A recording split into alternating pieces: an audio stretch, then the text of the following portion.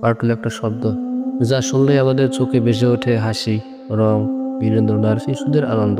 কিন্তু প্রশ্ন হলো, সব কার্টুন কি হারাম? কার্টুন বানানো বা দেখা কি সবসময় জায়েজ? আজ আমরা এই বিষয়টা জানবো। ইসলাম কখনোই বিনোদনকে হারাম বলেনি, কিন্তু ইসলাম অশ্লীলতা, মিথ্যা, শিরক ও গুনাহকে কখনোই অনুমতি দেয় না। সমস্যা কার্টুনে নয়, সমস্যা হলো কার্টুনের ভেতরের কন্টেন্টে। প্রথম কারণ, জীবন্ত প্রাণীর ছবি ও অ্যানিমেশন। রাসূল সাল্লাল্লাহু আলাইহি সাল্লাম বলেছেন, কিয়ামতের দিন সবচেয়ে কঠিন শাস্তি হবে তাদের যারা ছবি তৈরি করে। অনেক আলেমের মতে বলে, জীবন্ত প্রাণীর পূর্ণ অবয়ব এক বানানো কার্টুন এই নিষেধাজ্ঞার মধ্যে পড়ে, বিশেষ করে যখন সেটা অপ্রয়োজনীয় বিনোদনের নামে ও দিনের ক্ষতি করে। দ্বিতীয় কারণ, শিরক ও কুফরি ধারণা। আজকাল অনেক কার্টুনে দেখা যায় মানুষ উড়ে, মানুষ দেবতা হয়ে যায়, সুপার পাওয়ার, ভাগ্য বদলে দেওয়ার শক্তি। এগুলো শিশুর মনে কি শিখায় জানেন? আল্লাহ ছাড়া যে কেউ সবকিছু করতে পারে। তৃতীয় কারণ, অশ্লীলতা ও চরিত্র ধ্বংস।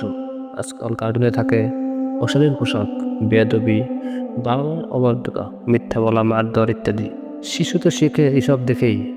আপনি ভাবছেন কার্টুন, কিন্তু সে শিখছে চরিত্র। চতুর্থ কারণ, সময় নষ্ট ও দিন থেকে দূরে যাওয়া।